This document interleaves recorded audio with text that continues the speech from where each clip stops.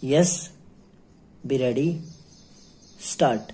We are lucky in having this centenary of the posts and telegraphs soon after having celebrated the centenary of the Indian Railways stop. It is on occasions like this that one gets an opportunity of looking back and assessing the past achievement and also planning for the future stop. It is indeed gratifying that these important occasions have synchronized with our 5 year plan stop. You will agree that correct stock taking is the essential prerequisite of sound planning, and I do not think anything could make for sounder planning in the field of posts and telegraphs than the celebration of this centenary and organizing this exhibition stop stanza in the context of scientific progress and amenities of modern life. We are accustomed to think of India as a young country stop.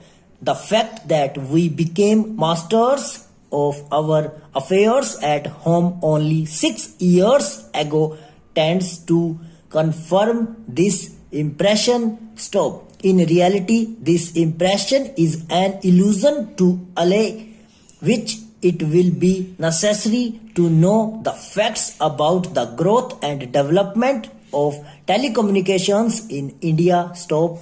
Stanza 100 years ago, telegraph lines began to radiate from Calcutta, which was then India's capital stop. Actually, the beginning had been made in this direction 14 years earlier in 1839 when an Englishman, Dr. Smith, completed on his own and without official assistance about 21 miles of telegraphic line proceeding from Calcutta in direction of Diamond Harbour stop. It was, however, in 1851 that the first telegraph line to carry traffic was constructed between Calcutta and Diamond Harbour stop. The next 2 years may be said to be a period of experimentation stop.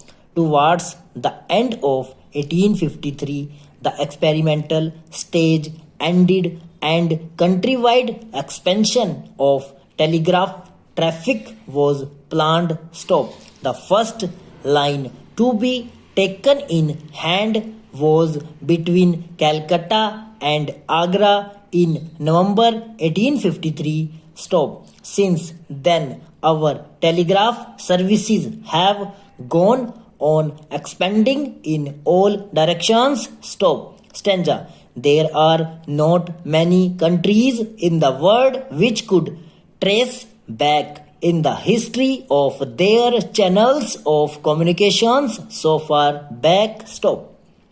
From the very beginning, these services were government owned, and it is now recognized that the Indian Posts and Telegraphs is the oldest government owned public utility in the world stop. It is a fact of which we can all be legitimately proud. The Indian Posts and Telegraphs Department for its great strides since the pre-unity stop